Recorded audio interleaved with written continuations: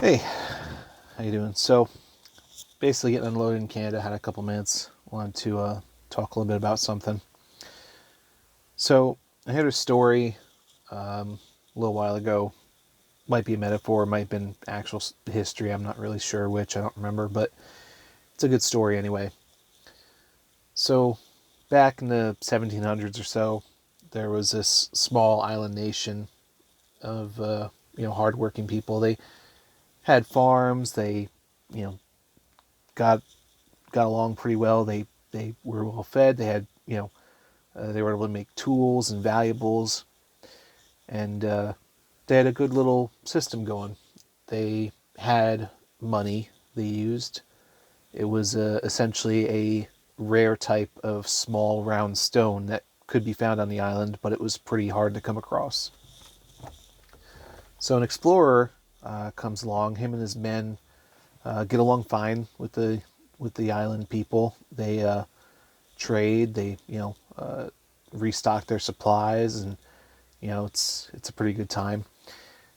But the captain of this group basically notices that they're using these stones for a currency, and he remembers, oh, there's that other island I was at just a short while ago had a lot of these. So he basically goes, says they say their goodbyes.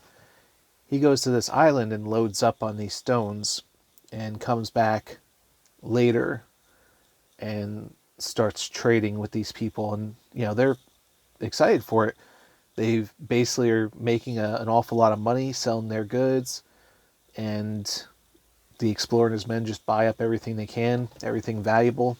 They restock their supplies again. They buy any valuable jewelry. They load up on any valuable tools that they might have had, and eventually they leave having spent all of their stones.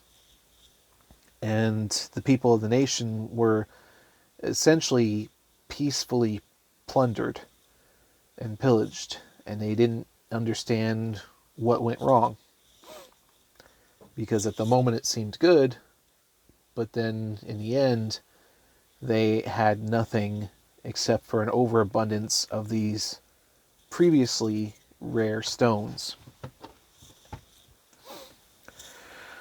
So last year, the U.S. government printed about 20 to 35%, I don't remember the exact number, of all US dollars that were ever made. About 20 to 30% were made last year for all the stimulus and spending to deal with the pandemic and other things. So if you have US dollars in the bank, unless you have a 30% interest rate, those US dollars essentially were devalued by about 20 to 30%.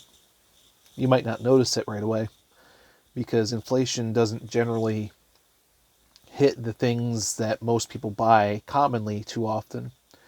Things like food in the store, things at Walmart, they don't tend to jump up in price with inflation. It takes a while. Things that do go up are things like hard assets, though. Things like real estate, art, land, gold. So, to give you an example, Weimar in Germany, they had their currency overprinted at a certain point, and in the beginning, everyone was like, "Wow, we're getting all this money; it's great." But in the end, it really only benefited people with hard assets, because the currency became more and more worthless, whereas the hard assets kept their value, and in some cases went up in value if they were something that was more useful or more scarce and had demand. So, in general, it's a good thing to have hard assets. So, if you've got a house and it goes up in value, that's good. If you've got, you know, rare art, you know, like everyone's got a Picasso, right? But the idea is owning hard assets will help protect your wealth against inflation. And the way you need to think about wealth, I only sort of heard this a little while ago, but it really made sense. Your life is measured in time. Time spent with family, time spent working. A large amount of your time is spent working in order to make money, which is whatever your local currency is, US dollars. That money is then used on food, luxuries, things you want, things you need. So when the US government devalues your currency, they're devaluing the time that you spent earning that currency, and in turn are devaluing your life. In your own personal sense, your life becomes less valuable every year that inflation goes on. That's when the US dollar is inflated, and really any currency. It's the same for the other nations too that use fiat. So the reason that hard assets are so important, not everyone really knows this. I didn't really know it until October, is when I started looking into it. Is it's a way to prevent your currency, your value, your life from being devalued.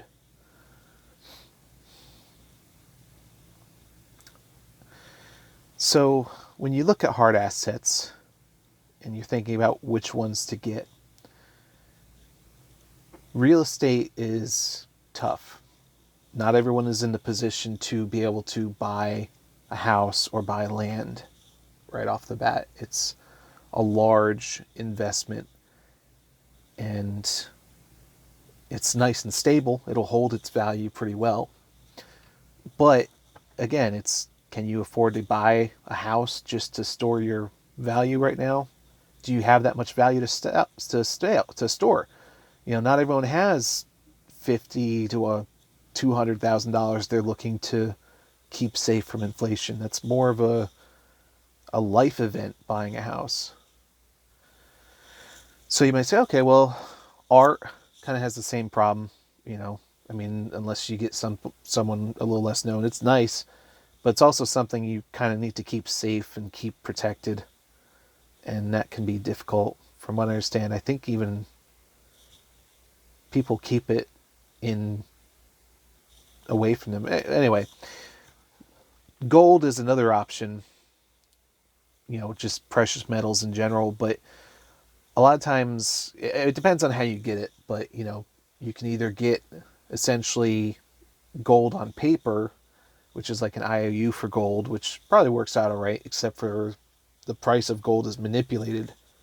So when it could be going up in value, a lot of times it's been found that basically the price of gold has been kept down.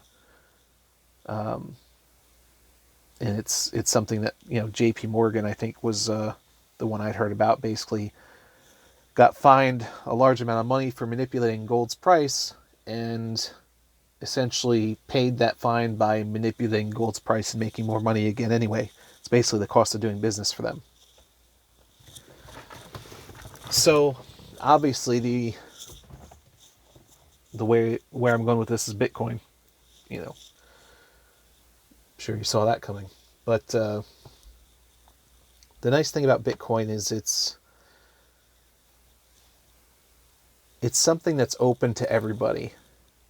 You know, within 30 minutes online, you could buy any amount of Bitcoin you want. You could buy $10 worth, probably $50 worth is a little more likely.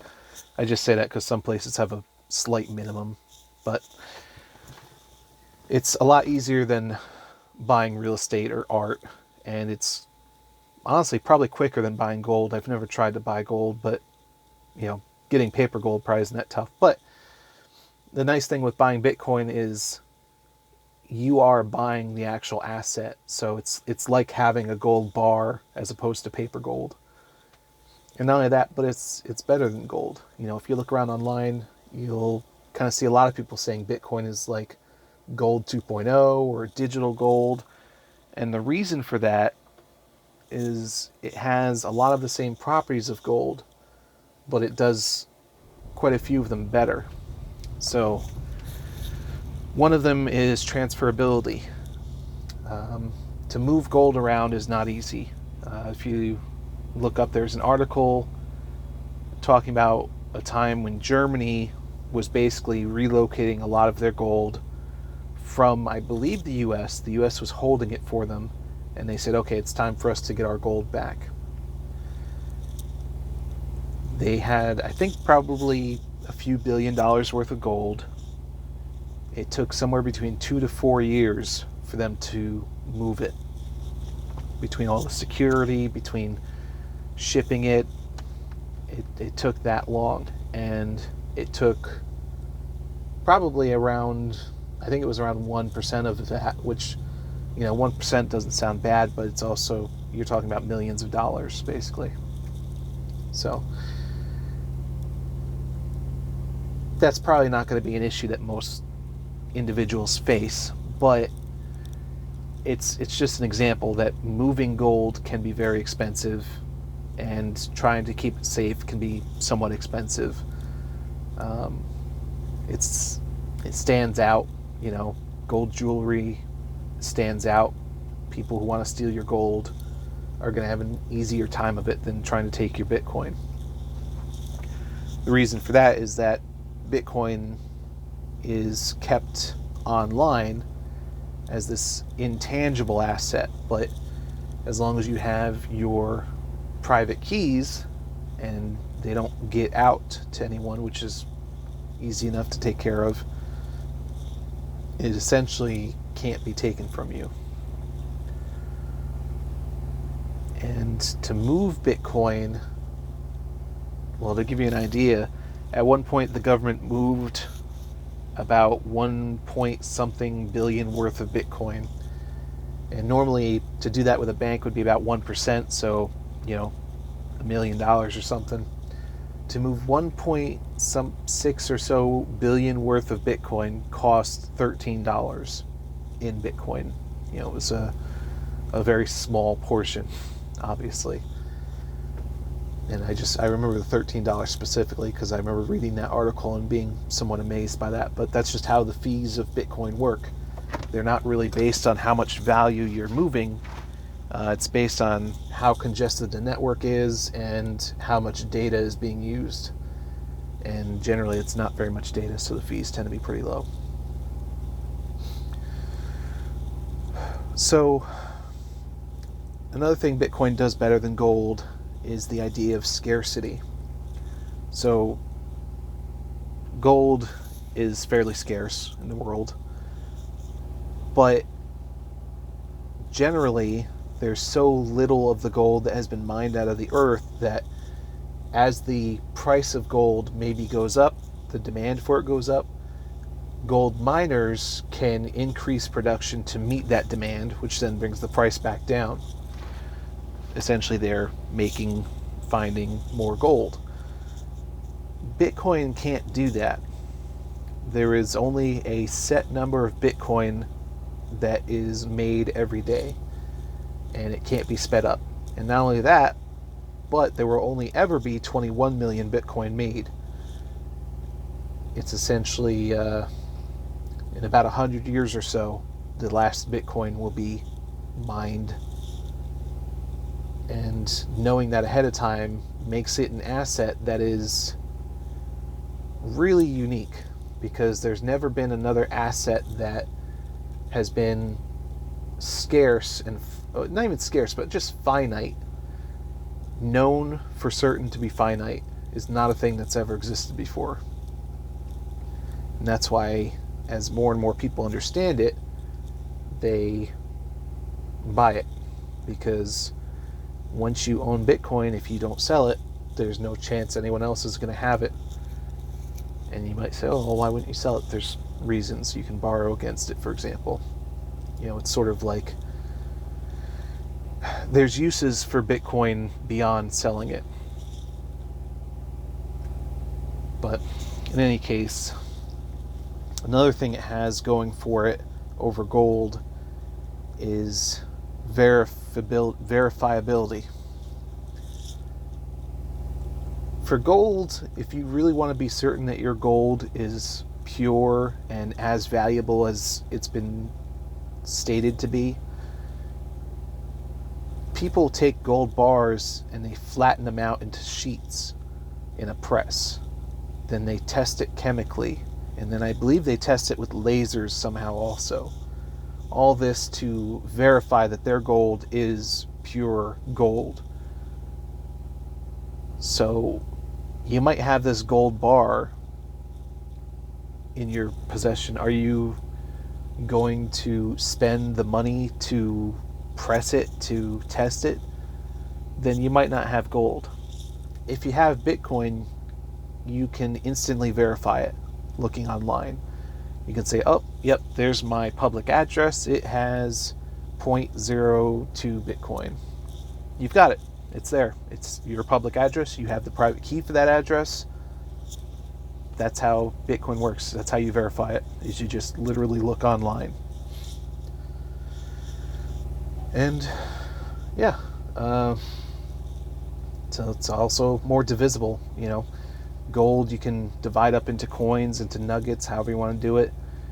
Bitcoin is literally just a number on a screen. It makes it very easy to divide up. Every single Bitcoin at the moment can be divided into 100 million separate parts. So 1/100 millionth of a Bitcoin, and you can split it up easy, is what I'm getting at. It's essentially like having, money in a bank account. It's that easy to sort of split up and move around. It's actually easier because you don't need anyone's permission to do it. But anyway, it's got that going for it. Really, in general, hard assets are something that people need to be looking into. I think it's somewhat fallen out of the public culture to be aware of these things, because saving has somewhat fallen out of the public culture, because again, if your money is being devalued year over year, you're sort of incentivized to spend it, because otherwise it's going to be less valuable if you don't. But that's essentially how you go about living a life paycheck to paycheck. Whereas if you use that money to buy assets, you're storing your wealth, you're storing your time that you put into earning that wealth. And not only that, but you can use it in productive ways, like gaining interest. Bank accounts, they used to give decent interest, and they don't anymore. There's actually ways in cryptocurrency to earn surprising amounts of interest. It's pretty nice, but that's subject for another time. In general, it's hard and time consuming to buy a house. It's hard and time consuming to own fine art and keep it safe and protected. It's harder and it consumes time and money to keep gold safe and stored, whether you store it at your place or in a custody solution. Bitcoin is an asset that is going up in value over time.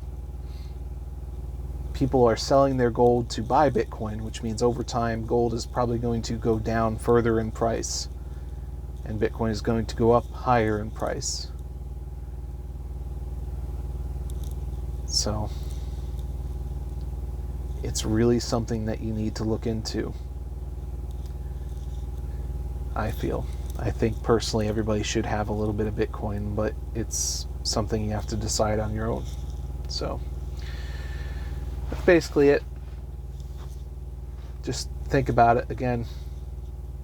Do you want your life devalued because the US government is printing dollars over and over? Once I understood it that way,